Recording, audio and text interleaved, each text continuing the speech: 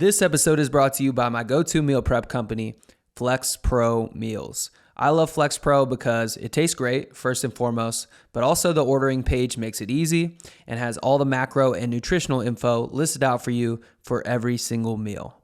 There are 35 macro balanced options starting at just $4.19, and they have next day delivery to all 50 US states. High protein, low carb, keto, gluten-free, you name it, they got it. You can use code CPRICE for 40% off your first order for a limited time. That's 40%. That's huge. So check them out, Flex Pro Meals. Welcome visionaries, dreamers, and trailblazers to the Casually Ambitious podcast. I'm your host, Chase Price, and I am thrilled to embark on this journey with you. Here, we dive deep into the realms of wellness, entrepreneurship, and mindset. Let's build a life we love while loving the life we live. The adventure to a more mindful, purposeful, and casually ambitious life starts now. I guess as ready as I'll ever be. You comfy? Yeah. Happy Sunday. Happy Sunday. Happy Eagles win. Happy Eagles dub. Congratulations. Fly. I think you should go into politics because you've campaigned your way onto the pod. No, I just, all I did was relay information that I was needed to be on the pod. And why is that? I think for two reasons. I think kind of the main reason is that there are a lot of endurance athletes out there that have families, probably all of them. Probably most of them. Wives, children, and I think it would be a really interesting perspective to hear from the person kind of BTS, you know, like your crew. And then secondly, I think in my... Sorry. It's fine. Do you want me to keep going? Yeah. And secondly, I think in my own right, I might not be an ultra runner, but I think I've had kind of a cool journey through like fitness and health from, you know, growing up to now. So both reasons. So you have been asking me all week what I'm going to ask you on the pod. Yeah. You haven't told me any of your secrets. I thought maybe you'd spill a few so that I could prep, but no, I'm not prepped at all. Sometimes I will send a little bit of an outline before the pod to the guest. It's usually if the guest asks for it. It makes some of the guests more comfortable. For you, I'm like, nah. You're going to throw me because I like to catch people not off guard, but I want it to be as authentic as possible. And I feel like sending the answers beforehand lets them stew on it. Whereas if I just hit you with the hard-hitting cues, you got to answer in the moment. Hit me with them cues.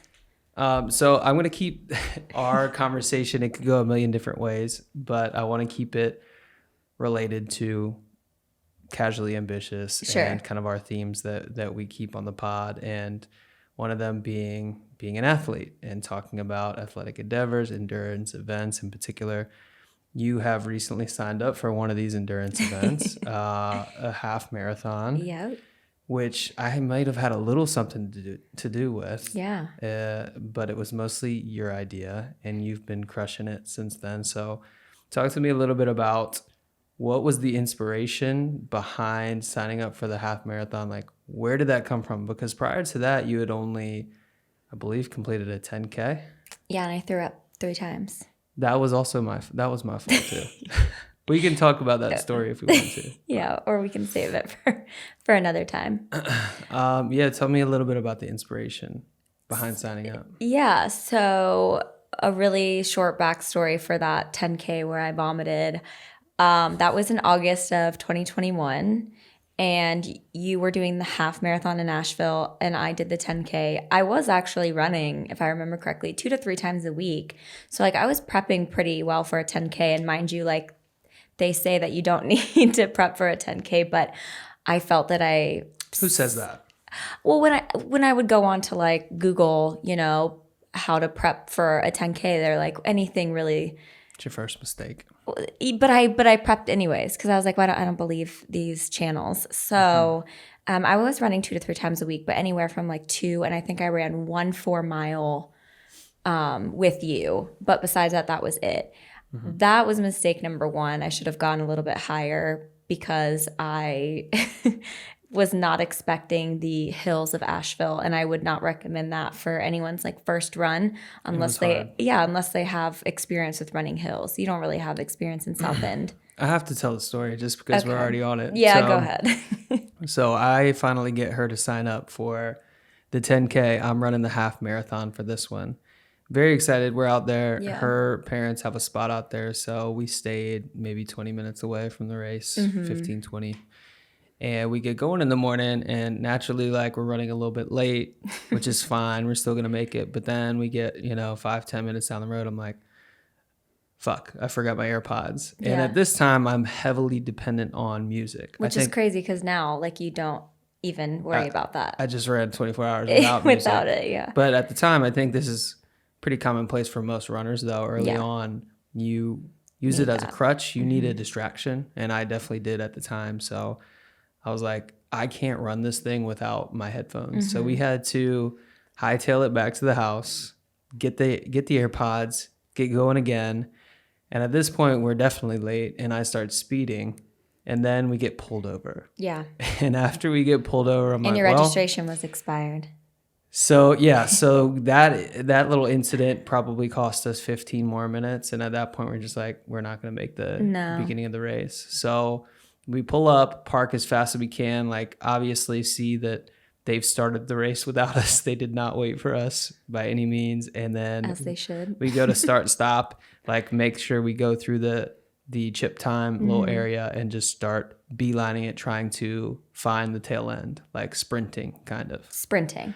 My pace, I think my watch said like 7:42 pace, which is just very fast for a female, very fast. And we ran, you, yeah, especially for me. And it was almost for the first full mile.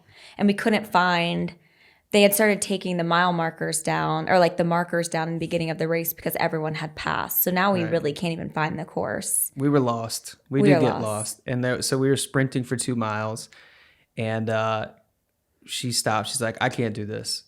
I puke. Pukes. I cry. Pukes once, twice. Some tears come out, and at this point, I feel awful. It's my first race. I'm like, dude, I'm just absolutely setting her up for failure, not only for this race, but well into the future. Like I'm screwing you up because this is going to be your race day experience. You're like, this is the worst thing I've ever experienced. So that happens. Eventually, we catch the tail end of the pack. We find them. We ask some people where they are. We catch up to them. And then I run with you for... the first 4 miles. For 4 miles. We split up after 4 because you go to your half marathon and we basically go to the end. Yeah. And that was nice because you ran my pace. And at that time, I was running about a 10-minute mile, which all things considered after the vomit situation, I think that was still a pretty good speed. I mean, that's the speed that I'm rocking with now. So I was like, okay. But then if you remember correctly, the last 2.1 or 2.2, whatever it is like all uphill and like drastic uphill. There was a point where I'm like, if I even running, I could be faster walking. So I was like walking these uphills, and then I go to try to finish because I'm like, here it is. We made it.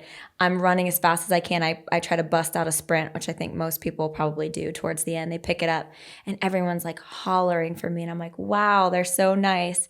What I didn't realize is the winner of the half marathon was actually behind me and like completely lapped me. And they were cheering for him, not for me. So then I get my medal. And I feel that sensation of that I'm going to be sick again. And I kind of just like push my head down and just kind of let it come right out. And I just like, I'm like, thank you. Line. And I grab my medal. And then I do it again near a tree. So it's great. Yeah. So that was your first running experience. Yeah. So I kind of tainted you negatively from that. And it took you, what was that, 3 years ago to finally sign up again? Yep.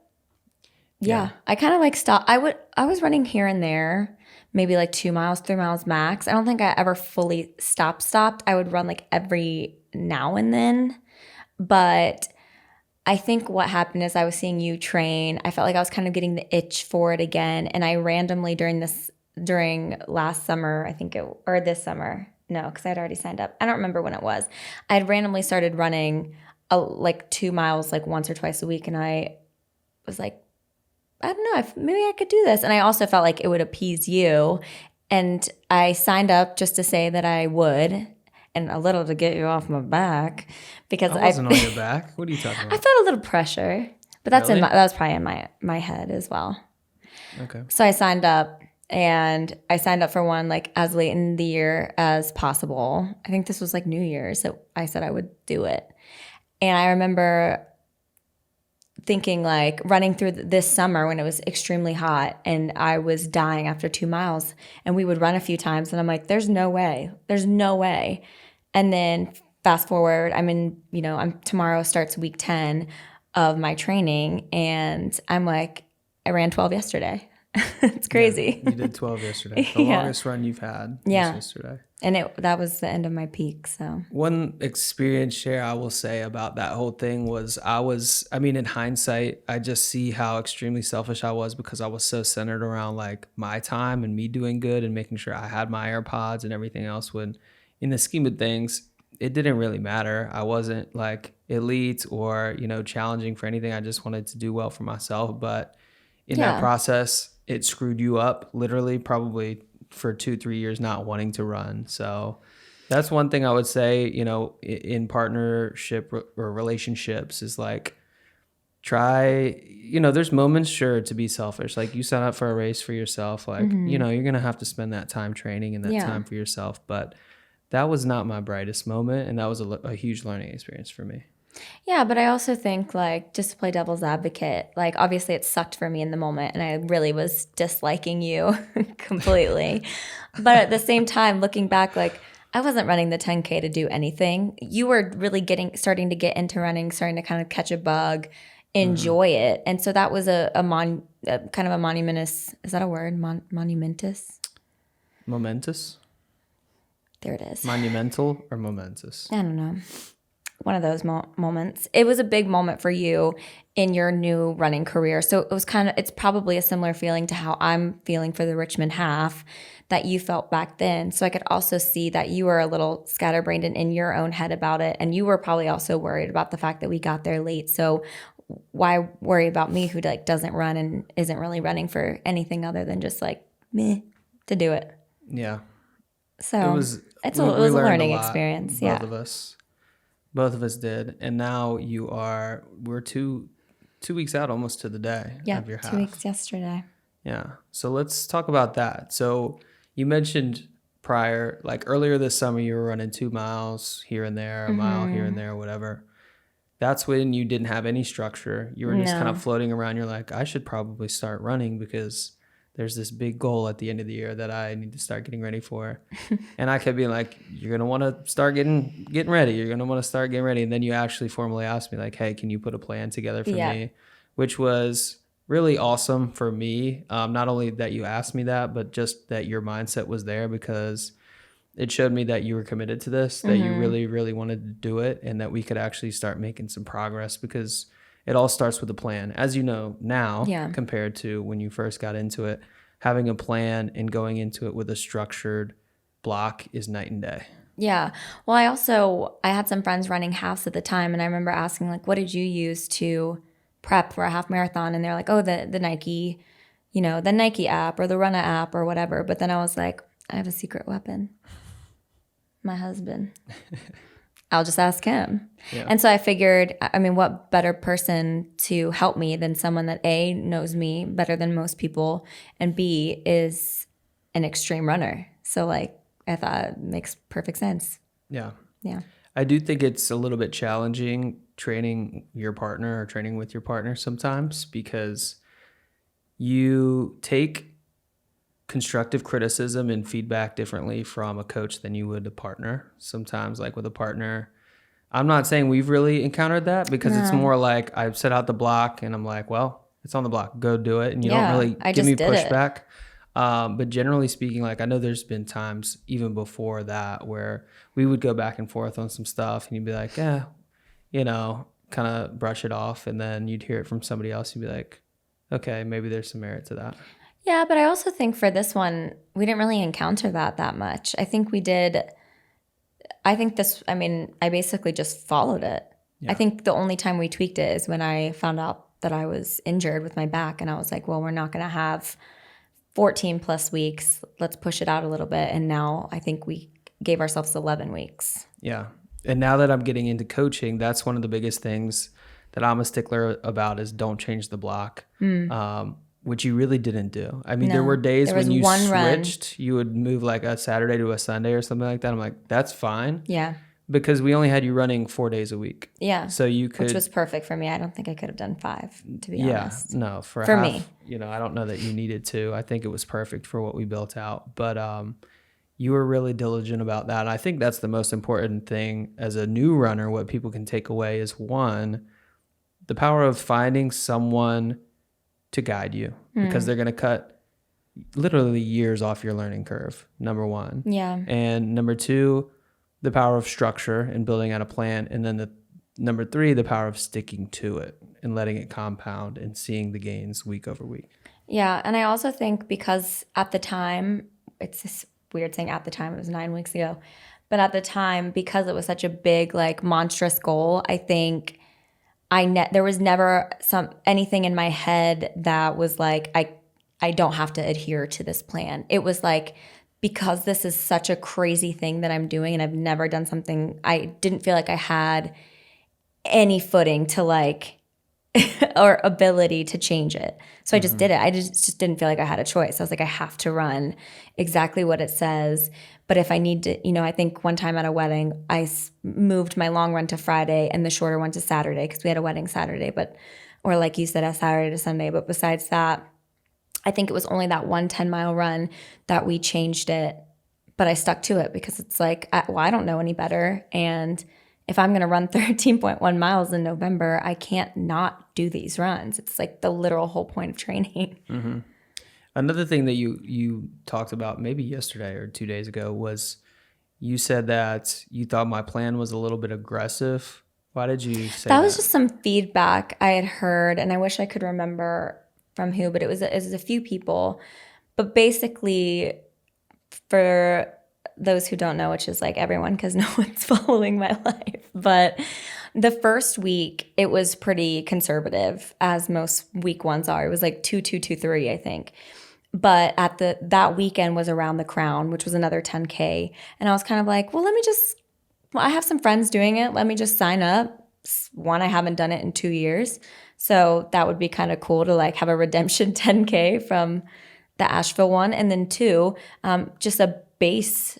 Right? Because if I'm absolutely terrible, then I know I have a long 12 weeks ahead or 11 weeks ahead of me. If it wasn't too bad, then, like, maybe we can work on doing some kind of speed work or something like that. So I don't think in most people's first weeks are you doing over 6 miles. But it was an organized race and it was great. And then, the next couple of weeks, I think also most training plans for half marathons, from what I've read, is anywhere from 12 to 14 to even 16 weeks. And we kind of had to cram ours into 11 because of a back injury. And so we were, less than, I think in 3 weeks, I was already up to, I think I had to do 7. So I think going from it felt like 0 to 100 when you're running 7 miles in week 3. So I think for other people that had followed, like, more straight Nike run up plannings, for example, I don't think I think it's a little more gradual of a build. Right.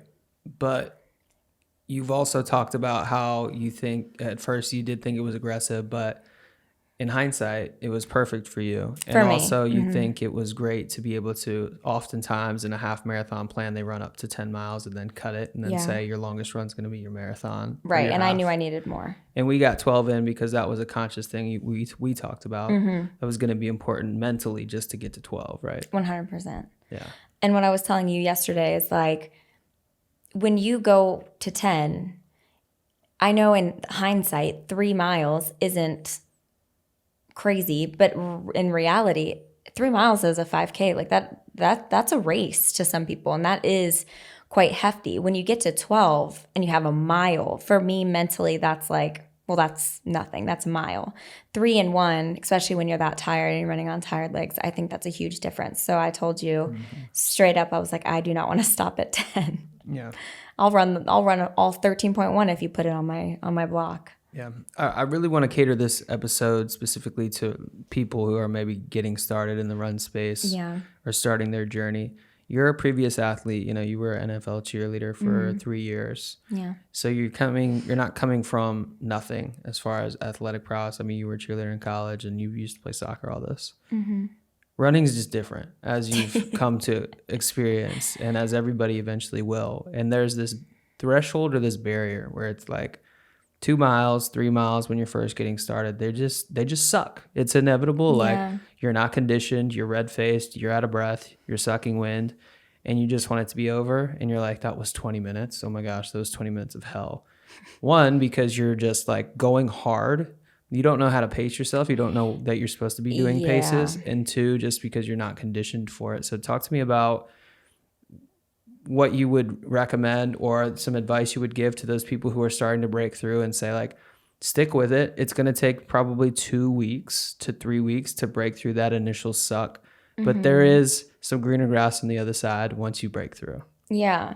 Well, my like two main things, because I've had so many people reach out to me on Instagram, you know, friends from college or whoever, just saying, you know, you're making me want to like start running again, or like I used to run, or I haven't run, but like you're making me feel like I can go run. And that's a really endearing feeling. But the two main things that I tell them is, one, I don't think I've ever loved my first mile in any of my runs. Like my first mile or even my second mile, I just hate it. My first mile feels like I've never ran in my life. And I don't mean in terms of breathing. I mean like I feel like my body isn't understanding what I'm supposed to be doing. Like I feel awkward. I feel like if people saw me from the street, like I have a weird gait. Like I just feel like my body doesn't feel like mine.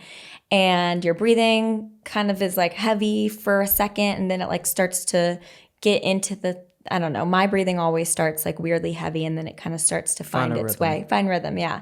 Even mile 2, now that I'm going on longer runs, I'm like, by mile 3, 4 is actually when I feel like I'm getting into the groove. So I always tell people that. And then the second thing, and I think this is the main thing, is slow down. Like I think when people go to run, people who have never ran before, all of a sudden they're busting out these like 8:30 paces or 8-minute miles, and they're not able to sustain that for even half a mile. And I'm like, well, because that's a fast, when you're doing longer runs, like that's a fairly fast pace. Realistically, I talked to a world record holder a couple of weeks ago, Parker Stinson, and he runs the marathon. He ran a 2:10 marathon. And he's like, crazy. Even us who are running, 5-minute miles, 5-minute clips, when I'm doing my slow runs, I run 2 minutes plus slower than my marathon pace. So he's running like, it sounds fast to us, but he's running 7-minute miles, 30-minute miles on his slow days. So realistically, think about that for you and to transition. Like if you're trying to do a marathon or a half marathon at a 10-minute mile, realistically, you should start doing your slow runs at 12 minutes. Yeah. And even higher than that. And the thing with going slow is it's an ego check. And that's the hardest part about it. Yeah. And it's also just kind of awkward with cadence and stuff. Like there's just so much to learn about that. But when you slow yourself down, yeah, it sucks watching a bajillion people pass you. But at the same time, it teaches you so much. It teaches you, are you landing on your midfoot? Do you run on your toes? Do you heel strike really hard? I've had a lot of like SI joint issues and kind of pelvic issues, and when you run in a weird cadence, like your pelvis is basically doing this, and it's your slow runs actually teach you a lot more about kind of the dynamics of your body. And then when you start feeling more comfortable, you can start picking up that pace, which I've seen in myself as I've gotten, throughout the weeks of training. But that's just the main thing I tell everyone. I'm like, just literally go slow and then go slower than that. And then you'd be surprised how easy you could probably bust out like 4 miles. I agree. And I would challenge everybody to think about it this way. And this is when I'm going slow, this is how I think about it, is when you see somebody pass you, just think they're burning themselves out. I'm building myself up. Because I know at the end of the day, I'm probably going farther and building more of a base, and they're going out for 2-3 miles at 30-minute miles, and then they're toast at the end of it. So just think about it that way. They're burning themselves out. I'm building myself up. Doesn't matter if they are or not, but that's one of those mantras that I like to preach to myself when I'm running slow. Yeah, and the amount of people, for those who don't live in Charlotte, there's an area of Charlotte called the light rail, and there's a lot of foot traffic, whether walking dogs, walking to bars, running. And the amount of times that I've run on the light rail and seen guys pass me so fast, and then I catch up to them like just minutes later because they have to walk because they're out of breath. Gassed. I'm like, well, how'd that? And then and it's such a little ego boost for me because I'm just running by at my 10-minute mile, and I'm like, how does this feel? Nice to meet again. Didn't you say like yesterday you were running on the light, or not the light rail, The Greenway. the Greenway, and a guy like put his hands on his knees like he was done. You're like, And damn, hurled. I'm jealous he's done. And then he just yacked. You're like, yacked. he's not done. I was like, he either like pushed himself through a really, really hard race today, or he did what I think all new runners make the mistake of doing at first and just going way too hard, getting your heart rate way too high, and then yakking. And I was like, that's not the first thing I wanted to see at the start of a 12-mile run, but good luck to my guy. Yeah. I think that's a good segue to the next subject I wanted to talk about, which was like, you know, we've been married a year and change. So we know everything about marriage. Absolutely not. And that's one of the things I want to touch on is like, you know, when we got married or when we were dating, I was, you know, I was going to the gym, I was athletic, but I wasn't to the level where I'm at now with commitment and, you know, running 100-mile races and things like that. And so that's been a huge transition for you, not only me, but like the hours of training put in, the logistics and hours of coordination that go into getting out to these races, running the races, whatever it may be. What have you learned through this process? And I know that, you know, there's been hard times for us where it's just a lot of communication that goes into it. But what have you learned, and what's been your biggest takeaway about being on the other side, the partner of somebody who is committing to kind of being an endurance athlete? Am I speaking from my training point of view or like? No, just the wifey perspective. Wifey perspective. I think it's been extremely challenging because on one side, you're so, as a wife or just anyone that loves you and supports you, you're so excited for them. You understand and you see all the work that you put into these runs, and it's just, the dedication is unreal, and it obviously shows in your times within your runs and your performance in your runs. So on the one point of that is, well, he's doing incredible and he's putting in the work and it shows, and I can't ever be mad at him for that because, I mean, it's paying off. But the caveat to it is it's you know, selfishly, it's challenging because I, you know, end up having a lot more time at home where it is just me. And for those who don't know, we have 2 dogs under the age of 1. And then we also have a cat, and we live in kind of a busy area, and we don't have a yard. So the only time that they go out is on a leash on a busy street. And so it can feel very overwhelming for the partner a good amount of the times. But I think the main thing that I've learned is like communication. Like, I think it's really important when you start feeling like, for lack of a better word, feeling like left behind a little bit, to just kind of stop and do a reality check and talk to your partner and say, hey, like, obviously I know you're training, you're doing amazing, but let's try to be more intentional about shelling time for each other, like, you know, kind of separating. I think we talked about, instead of working late, 'cause I have a full-time job and a part-time job. Obviously, your training at this point is basically like a second job on top of trying to get sponsorships and then, you know, owning your own company. We have to find that work-life balance, or we're just gonna completely like just wash ourselves out and just be exhausted. So we find, you know, we try to do date nights on Wednesdays, or if we can't do Wednesday, you know, we say, okay, well, the next week we'll have kind of a bigger, better date night if we need to skip one, or find a weekend where we have more time to go to the park, things like that. I think time management and communication are like the 2 main things that you have to do in order for this dynamic to work at all. Mm-hmm. That's one thing that I've learned, or one of the bigger things that I've learned, is like, as long as you know well ahead of time, it's typically not a problem. The problems really come into play when it's like the day of and I'm like, oh fuck, I got something I gotta be at, or like I got this extra run, or I have this extra thing I have to fit in, right? Because other than that, we can typically work together and work around it. But if those last minute things continuously pop up, which they have, like there's been times when we've been kind of going through it because of that lack of communication, I think, you know? Yeah.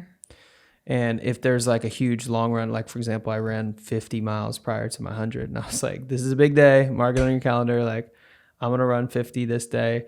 I'm going to be gone basically from 5 a.m. until probably 2 p.m. Yeah. So my Saturday is basically a wash. So I think just communicating that beforehand. And I am curious your perspective now, also doing some training yourself. Like, has that perspective shifted or changed at all? Reword that for me a little bit. Sorry.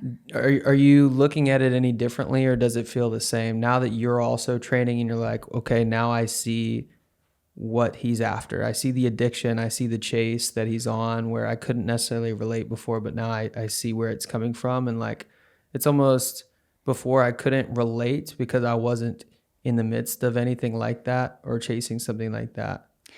Yeah, I don't think it was ever me not understanding or relating, because I 100% always supported what you did, and I thought it was incredible the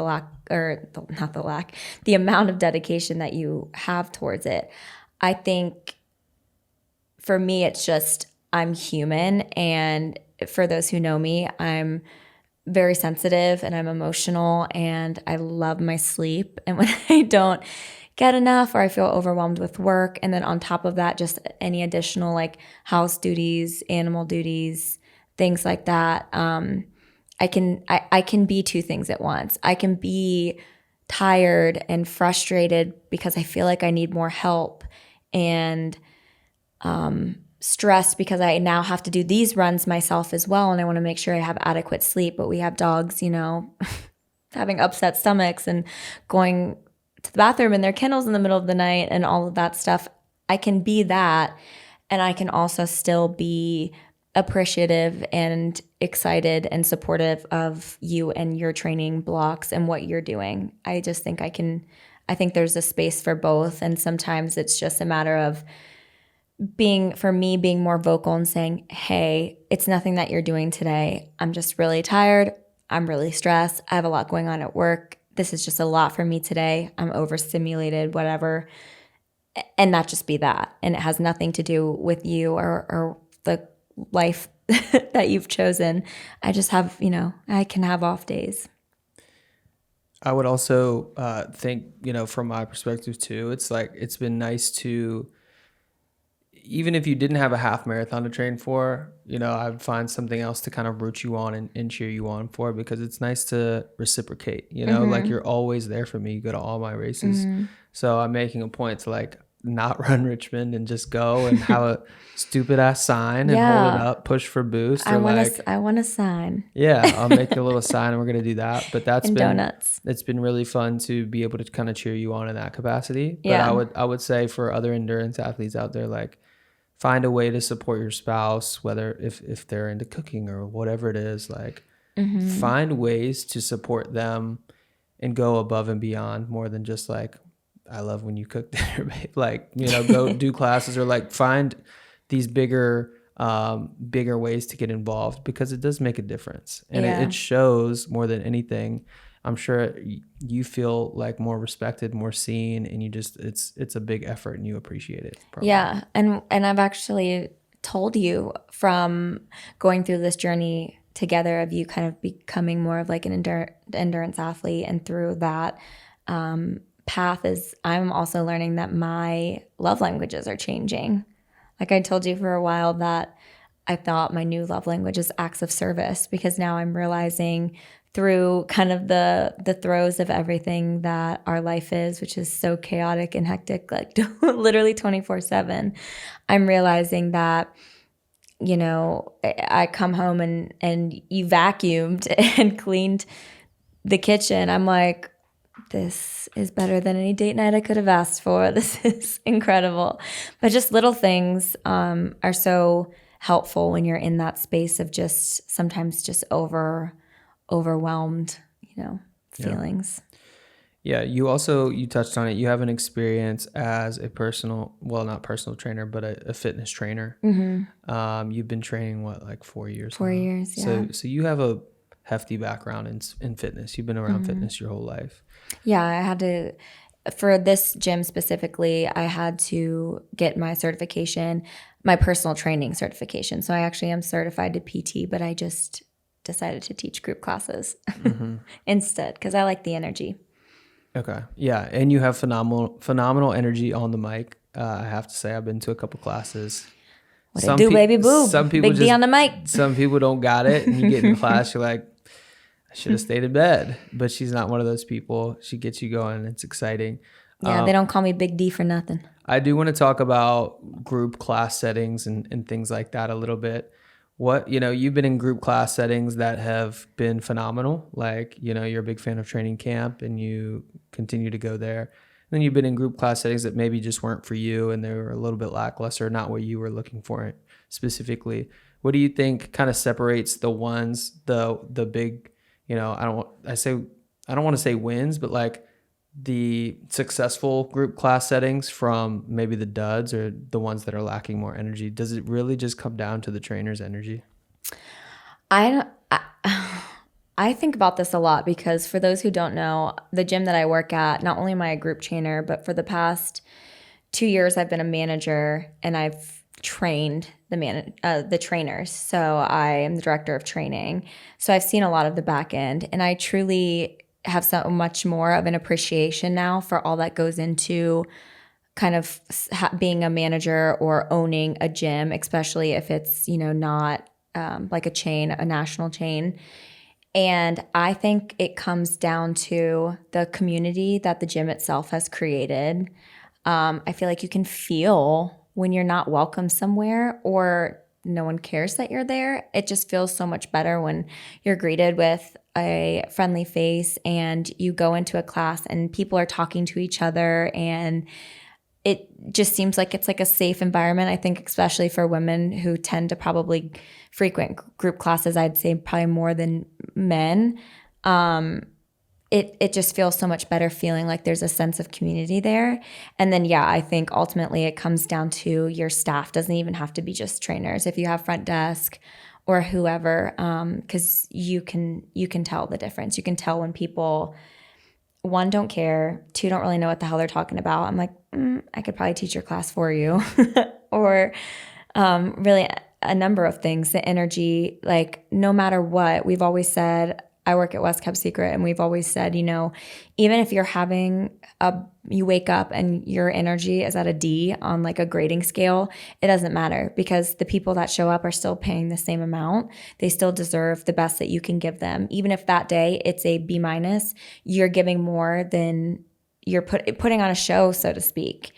Because you want to give them a first-class service. And that's something that I've always prided myself on when working at West Kept is I don't think no matter what I have gone through, when people walk into the doors for my classes, they're going to get me being personable. I'm going to be asking how they are, how's their day. If I saw something on their social media, I'm going to talk to them about it.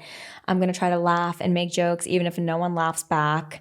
But that's just what I do. And I'm going to try to give them as much energy as possible, even if I have to sit in my car afterwards for 10 minutes in complete silence. Then that's what I have to do to recharge the social battery. Recharge. Yeah. You gotta decompress. There's a lot of times after my 3 classes in a row, depending on how challenging they are, I'll drive home in complete silence just to, because then I have to start my workday, my normal workday. When you're talking about building community, and let's say we're starting a run club, or there's somebody out there starting a fitness group or anything like that, and you talk about community is the number one aspect, how would you go about building that? Where would you start? That's so hard. I think unfortunately for the gyms who don't have it, I think sometimes it can naturally find itself. Like when you create an environment that people want to show up to and work hard, you just naturally find people that are like-minded and kind of have the same, not ideas, but the ideas of what working hard is. And like, you know, I think Westkept and training camp where I go to are great examples of that. I mean, I didn't really know anyone when I went to training camp. I think it was one friend that I knew, and I went for a free boot camp, and everyone there, it was just like magnetic. I was so drawn to it because everyone was working so hard, and I'm so competitive. So I was like, wow, this is incredible.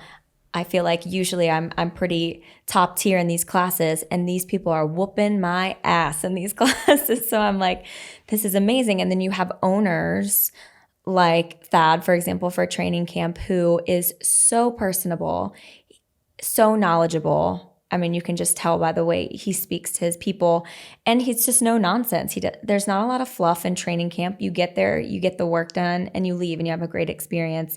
And I think that community, it just kind of finds themselves. If the programming's not good, if the trainers are boring and blah, and if you don't have an owner that cares, I don't think that community is ever going to really find itself. It's going to take a lot more work. Yeah. So it's not necessarily the aesthetic when you go into somewhere or the trainer. It's like a little bit of everything kind of coming together in a perfect storm. Yeah. And that's why I think there's a perfect match for everyone out there. And, you know, I obviously love Westkept because I've been working there forever. I know that's not for everyone. It's Pilates and strength training and cardio all in one in a HIIT style. That might not be for everyone. We have more majority of women that go there than men. Totally get that. Training camp, kind of the exact opposite. There's a lot of men that go there. It's probably not for every girl because it's very high intensity, or you have strength classes where you're lifting hundreds of pounds. Again, that's not for everyone. Some people want to go to a bar studio. There's community out there for everybody.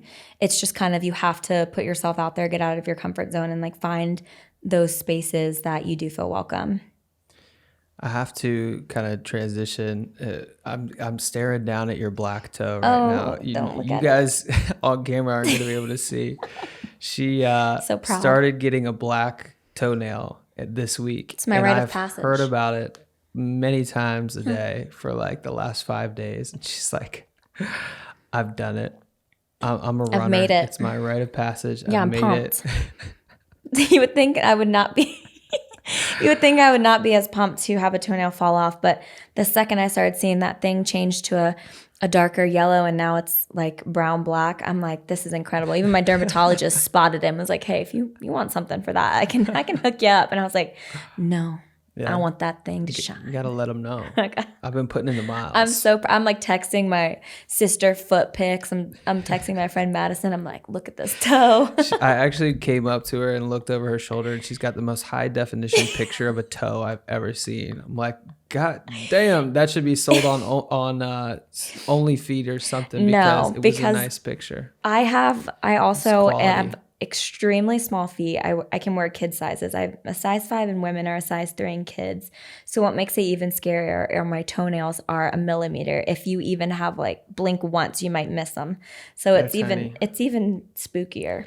Yeah, seeing her shoes around the house just make me LOL next to mine sometimes because they look like little baby shoes. Yeah, but hey, I can get cheaper shoes. You can. They just have stars on the bottom and they light up. Yeah, I've bought you kid shoes a time or two. Yeah, Converses. Amongst others, yes. What can you do? Speaking of, shout out my mom and dad. Speaking of black toes and gross feet, you had the privilege and the honor to crew me last weekend for my 100-mile race. Officially 1 week ago, because I finished last Sunday. We're recording this 1 week after that. And we're so happy to be on the other side. Yeah. How would you describe that experience? Was it stressful? Was it awful? Was it inspirational? Like how would you describe being a primary and crew chief for somebody doing a 100-mile race? Wow. I've said this to you and I'll say it again. The one thing I can recommend is have more than one person. I understand that that's not going to be the case for every race, but what I learned from this past one is like, you need people there with you, even if they don't know what they're doing and you need to dictate what they're doing and Just yell at them. yeah, you need something, because when you first left and the dogs were being insane and there was like red clay mud everywhere and they refused to listen to me and I couldn't get the light to turn on and we're in the middle of the woods and it's dark and I can't see, I was really like, this is going to be the longest 24 hours of my life. And then we had friends that came for a couple hours. Yeah, we which did was have amazing. friends that came out, but it was after I had done a loop, which was like 4 hours in, 3 or 4 hours in. Yeah, Madison and Lance were there before you got back for your first loop, and then they stayed through the second loop. And they're all pretty much there just for moral support. They're not there to like help crew. So for those who didn't know, obviously, if you go watch the documentary,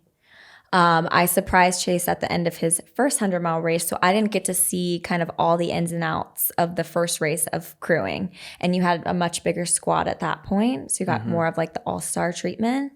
You weren't getting the Ritz-Carlton treatment this time. You were getting the Holiday Inn Express treatment. We were getting the Quality Inn Express, which is where we stayed the night No, before. better. It was better than that. I mean, we're not the JW Marriott, but cut me some slack. You're getting a continental breakfast. But no, we talked about it beforehand. Toast and cereal, baby. Yeah. We talked about it beforehand. We went through all your stuff. You're like, I'm going to need this, this, and this. I might need this. And so I was like, all right, I know what to do. I always had I call them electrodes as a joke, but like your big jug with electrolytes in it. My goose. I had your goops. I had a little bottle full of LMNT in case you needed that. I had, I had the whole cooler with the stuff, and you would just say, this is what I need. And if you needed food or something else, I just kind of had our friends who were there go and get that stuff for me. And yeah, it was fine. I think I actually really enjoyed it because I was very locked in, and I feel like I'm good under pressure, baby. So when you got in, sit down, I was like, what do you need? All right, what else? Because I feel like my mind runs really, really fast. So I feel like I was able to do one thing and then, try to prep you for, okay, what else do you need after this? So I can just keep going and there's no downtime. And I feel like our transitions were pretty fast. And but overall, outside of your running, I wouldn't say I was bored. I think it's so strange because I've had so many people ask, like, what did you do during that time? But until your last 2 laps when it was dark out and the friends left and your brother left and everything, I really didn't feel like I like sat down and took a break. It's kind of crazy. Like I feel like there was so much going on. We had all of our friends brought their dogs. There were so many dogs. It was like I was either prepping for you or you came through and it was like a hurricane and I'm like throwing stuff away and like prepping to kind of re-prep for the next time around and then dealing with the dogs. And then I'm like, oh yeah, I haven't eaten in 10 hours. Let me figure that out. And I felt like I just didn't sit down until finally you came in for the last 2 loops, which was, I think, at like right before 7 or right after 7 was when you came in for the 60 to 80. For the 4th loop. Mm-hmm. Yeah. Yeah, that's crazy to hear because in my mind, I'm thinking you're just having a horrible time. And, No. and even after the 3rd loop, after I came back, for the 4th loop, or maybe I was heading into I finished the 4th, I was heading into the 5th. Mm-hmm. I just came back apologizing. You were instantly apologizing. And for me, that hurt my heart because I was like, he is doing this incredible feat. And the first thing he thinks of is to apologize to me. And that really made me so sad. Well, it was because I thought that I was going to finish faster. Yeah, and but I already knew at that point that 20-hour goal wasn't going to happen because Right. I'm timing you. I know when you're coming in. Right. And I just felt bad because I realized we were going to be there probably 4 hours longer than we originally had talked about, which doesn't sound like a ton, but it was also the hours from like 1 a.m. until 5 a.m. or 6 a.m. Yeah. I think at that point we had let Madison and Lance, thank God for them, took Miley back to one of our friends who dog sits. And I just had Hoka, who is a pretty fresh-ish puppy, so he sleeps a lot. And I was able to get like 1 hour of nap time during your second to last loop. And then the very last loop, I was able to get like 2 hours, which was like my main sleep. Yeah. And that's when it started getting. I have to give you credit because I came back and I was really in my own head at that point, kind of when I started apologizing to you. You weren't feeling that, but I felt like you were starting to get that resentment built up, but that was just me creating that in my own head. And I have to give you credit because I came back and I started saying sorry and you were like, shut the fuck up. I was like, I literally don't care. You're doing amazing. Yeah. You know, I'm going to support you as long as I need to be out here. I'm going to be out here. And that made me feel a whole lot better. When I was at a really low point, it's kind of exactly what I needed to hear. Well, glad. But yeah, you shouldn't have been. I look at it on the flip side. If I was doing that and I came back and you were like, you're taking too long, I'm really bored, I think I would have punched you in the face, literally. So why would I ever? No, I'm also just not like that. I'm empathetic. So like, and you know that, empathetic to a fault. So I could feel you. I could literally feel your stress from taking longer than you expected. And I had to kind of level set with you that it's okay. And hey, you're actually only, 24 minutes ahead of the second person. So I need you to actually just zip it. Let me get these things taped up, put some more toe condoms on, and let's send you on your merry way so you can at least win it if you're going to make me stay out there in the woods all night long. Yeah. No way I would have been able to win it if it hadn't been for you. So thank you so much again. Eventually crossed at just under 24 hours. 5:57. 23:57. Yeah, crazy. And at that point, I was just looking forward to a moment of peace, like to just sit in the chair and chill for 20-30 minutes. And you had to like kind of repack up the Bronco and all that. Yeah, that's where I think I started struggling. Yeah, because I got so emotional when you finished. Like I felt like I couldn't breathe. My heart was so tight. I was just so proud. I was like trying to cry, but I was also delusional, so tired. And because you also know when you like go to sleep, but you know that you can't sleep for a long time. You wake up even groggier. I'm like, I should have just stayed up. So I was in kind of that state. You finished. I was so proud of you.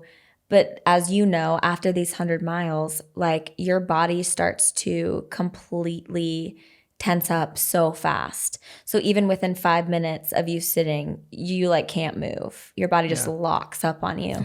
So I'm like, you sit by the fire, or there was like a heater, you sit over here, let me grab you some food or whatever you need. And I think you wanted to change out of your wet clothes. So like I tried to, spent the first like 30 minutes just trying to get you situated because I'm like, well, it's freezing out. I'd want to change too. So just helping you change, getting you food, getting you situated. And then the second I was able to kind of like leave you, I was like, it's fucking go time. And I was packing like there wasn't a spider in the woods. I was in those trees. I was out there without lights. I was just like, well, I hope there isn't some big and scary bugs around me because I was going so fast. And that's also when Hoko went to the bathroom in your car. So I had to clean that out. Which is so fun. And then he took more potty breaks, as you remember, right beside you after you finished your 100 miles. You're really zeroing in on the potty breaks. Yeah, well, it was a lot going on, if you know what I mean. And then I don't know why I remember this so vividly, but I had gotten you in the car. We had fully packed up. You bumped your head. It was basically time to leave. It was like icing on the cake. You wanted me to grab a water or something, and it was under something. So I needed to like get up in the Bronco and then grab it. And I went to get up and I shot up really fast and I just straight to the dome, right into the roof of the Bronco. And you were like, ooh. And I thought I was going to see instant tears. And I wanted to cry so bad because it's like when you've had it, you're just at that point. But I also just didn't want to cry because I'm like, he just ran 100 miles. Like, stop being a wimp. But I was just so tired that at that point I was like, I felt like I was going to lose it. Let me ask you this. Sure. From the first 100 to the second 100, how were they different? Like, which one was more emotional for you? If there was one. I think I cried at both. The first one was obviously emotional because it was your first one and you ran it in an incredible, insane time. The third fastest in history of that course, and I surprised you. So it was like emotional for a lot of reasons. This one, however, I think even though I didn't physically cry as much, I was so anxious for you and so nervous and so emotional because of how hard the course was. And I could see it. Like I felt like I could read you like a book. I could tell how demanding it was. I could tell how in your head you were coming into before going through the final lap. And so I think when you finish and you finished 3 minutes, less than 3 minutes, sub 24, which was your kind of second goal, it just made it so bittersweet, and it was amazing. And everyone was talking about you when you weren't there, and it was crazy to see how much your mind like got you through this one. So I guess I'd say this one, the second one. Yeah, cool. I really didn't know that. I thought you were gonna say the first one because we had just such a epic turnout with our family and everything. Yeah. But I also relied on you pretty much single-handedly for the second one, so you were a lot more invested, I guess. Yeah, and I got to see the entire journey this time, as opposed to the last time I kind of came in towards the end. And the course was just brutal. I mean, you're out in the woods. You're not in like pretty Outer Banks. True. There's no Hatteras Lighthouse at the end. No. Just a happy race director who really wants a hug and a nice ceramic mug. Oh, that race family was so they were sweet. Great. Yeah. It was a husband and wife, and then they also had a kid. I think her name was Sadie. I can't remember. She was 9. She was obsessed with Hoka. She talked a lot. She was like the most well-spoken 9-year-old I've ever met in my life. Yeah. It was just a great environment. Has being around myself and some of these other people running hundreds changed your mindset about your own running journey at all when you see people going crazy distances like that? Yeah, it's insane. I mean, it makes me so appreciative that I don't have that bug. No, but at the same time, I had a lot of friends, or even like long kind of like acquaintances that I used to be closer to in college, run marathons this year. And I think it's relative what someone's like hard is. And for you, I mean, you've even said in the past, like your speed training for a marathon was that block of training was so hard for you compared to kind of like your longer miles at slower pace for endurance, because I think like at the end of the day, you take care of your body so well that you were just like made to be an endurance runner. Like I feel like you're obviously very fast marathoner. I mean, 245, sub 245 is crazy, but at the same time, you're just I personally think you're just made for endurance. But it's relative, right? Like someone else, for me, a half marathon, it's hard. Do I think I could go more than that eventually? Yeah, but I just personally don't have the desire to do a marathon. Maybe that will change. I don't know. But, then our friend Lance, who ran a marathon, and that was really challenging for him, but then he ended up having so much fun. So who knows what's next? I think your version of hard is relative until you do it, and then it might not be your version of hard anymore. You might be seeking something else. I was saying yesterday at the 12 miles, like running is hard no matter what, but it just gets easier to do those hard things. And then you just start looking for like the next hard that you want to challenge and tackle. So yeah, that was a long-winded answer. No, it was a great answer because it's relative. Yeah, it's relative. You're for hard. Sure. But 2 miles used to be hard for me. Yeah, seeing other people accomplish things. And that's really where I get my inspiration from to try and share my journey on social. And that's where I get the most messages about people who are supporting me and whatever. Mm-hmm. And now that you're doing that as well, you're starting to get the same thing. Yeah. People just, to see everyday people that you've known forever kind of start to accomplish things and level up themselves. Yeah. Something inspiring about that. I remember, when I first wasn't running, I just always thought you were so insane. And as someone who never runs ever, I would just like laugh and be like, yeah, I don't know. I would just never run in my life. And now I'm doing it, and I'm inspiring people who had that similar mind kind of like-mindedness beforehand of like, ew, I would never run. That was me. I was like, why would I do that? That sounds disgusting. And now I'm out running, double-digit runs on the weekends. And I'm like, all right. And I'm like, that's kind of fun. I'm a runner girl now. Who would have thought that? That's crazy. Not right? me. Yeah. Yeah. So any, if you could kind of leave the pod with any last thoughts, I mean, you got really emotional yesterday, just running 12, about how running's kind of changed your life in a short amount of time and what you thought you could accomplish and what you were capable of. So if you could speak to that a little bit, I think that'd be a great way to close out. Yeah. I said this on my Instagram. I think it was maybe my close friends, but so my whole life, the sports that I've been involved in have all been team sports. And for the most part, whether it was high school, college, or in the NFL, I was on the team, so I was good enough, but I was never like in the upper echelon of those on the team. If anything, I was either like middle of the pack, but especially for cheerleading, for NFL, I would say I was in the bottom because I cheered.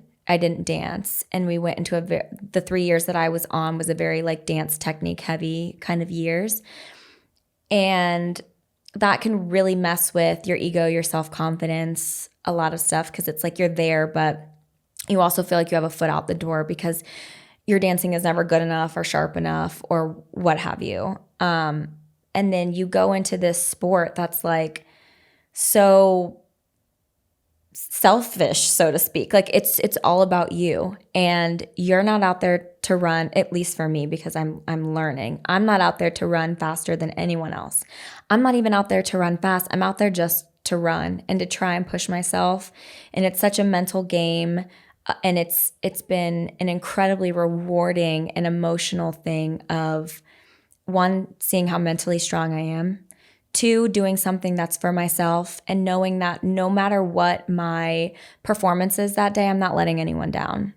I'm definitely not letting myself down because I still went out and ran 12 miles yesterday, for example. It was a slow 12 miles. I had to walk a few times, but I didn't hydrate properly the night before. I drank the night before. I didn't eat well the night before. I was eating like cheese and crackers and Chick-fil-A nuggets. You did not set yourself up. I didn't set myself up, and I waited until it was like 80 degrees outside. So I knew that yesterday, the only thing that I was competing against was just the mere fact that my mind was going to be like, you do not need to be out here running 12 miles and you're going to struggle the whole time, but you just like have to do it. You can't give yourself a no. And I just think that's been so rewarding for me, coming from a place where I just have been in dark places where I felt really bad about myself because I felt like I was either letting my team down or I just wasn't good enough. Why am I here? Questioning my worth or my value in these team situations. And now I'm like, well, I'm doing something that a lot of people won't do in their lifetime or have the courage to even try to do in their lifetime. And I'm doing it anyway, regardless if my pace is 7 minutes or 10:30. So that's kind of the main thing, is that like running is for anyone and everyone, and it's what you make it. Just like Hannah Montana once said, life's what you make it. Let's make it rock. And that's how I feel about running. That's going to be a soundbite. Great. Thanks for bringing Miley Cyrus into this. You're welcome. Love her. That was your last comment? Was that it? You wrapped it up with that? Yeah, I'll wrap it up even a little bit more. It's just that it's a very personal. Running is the most personal thing that I've ever done in my life. Yeah. And I'm very proud of myself, and I will never not tell people how proud running has made me of me. And anyone can do it. There's no excuse out there that I would believe. I did it with a herniated disc, 2 bulging discs, a sciatic pain, all the things. Yeah. You just take it slow. You do some PT, go see Caroline. You do it. And no one's going to be like, you ran 10 miles at a 10-minute pace. Wow, you're so lame. No one in the running community would literally say that. No, it's super supportive. And, yeah. And you figure it out along the way. Yeah. So just, if you want to try it, go do it. If you don't like it, then stop. I mean, it's all good. But it's amazing, and it's incredibly rewarding. And even if I don't end up running continuously for, multiple races, I will never forget kind of this phase in my life where I got to do something for myself and only for myself. I love that. Love that. Great way to end. If anybody wants to follow along with your running journey, see how you do in Richmond. By the time this is posted, you will have run Richmond. So, guys, my goal is 2:15. 2:15. Yeah, baby. Yeah, it's about a 2:30. If anybody wants to pace. follow along, where can they find you? You can find me on Instagram at Darienne Shay. That's SHAE because I'm Irish gal. And then you can also find me on TikTok at Darienne Shay, which I have funny Halloween costumes on there. I guess that's how we're ending this thing. Thanks, babe. I appreciate you coming on. You want to sing a song? I don't. Keep smiling, keep shining. All right, that's the pod. And you can always count on me. Our dogs have been barking this whole time, and I'm so worried that I'll hook a shit again.